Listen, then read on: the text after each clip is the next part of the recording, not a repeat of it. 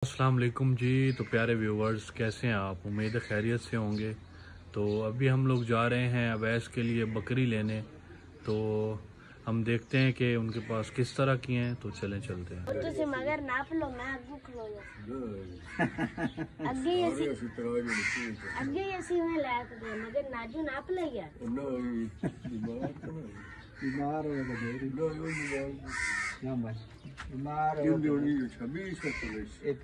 यकीन कर जा महीना हो गया मैं 26,500 की 1500 दे के व्यापारी को ली 25,000 की उस लेंदी और लेफ्ट वाले जेड़े पूरे 1500 रुपया नाप लो।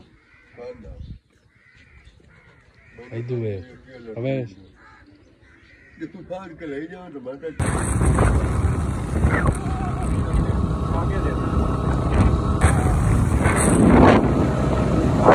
तो फाइनली व्यूवर्स, हमने अवैस की गुलबानो ले ली है। हमने इसका नाम रखा है गुलबानो। मैंने चैट जीपीटी से नाम निकाले थे मुख्तलिफ, तो मुझे फिर यही अच्छा लगा। तो आज से इसका नाम है गुलबानो। और इधर लेके आओ, ये दादा ने भैंसों के लिए चारा इकट्ठा किया था।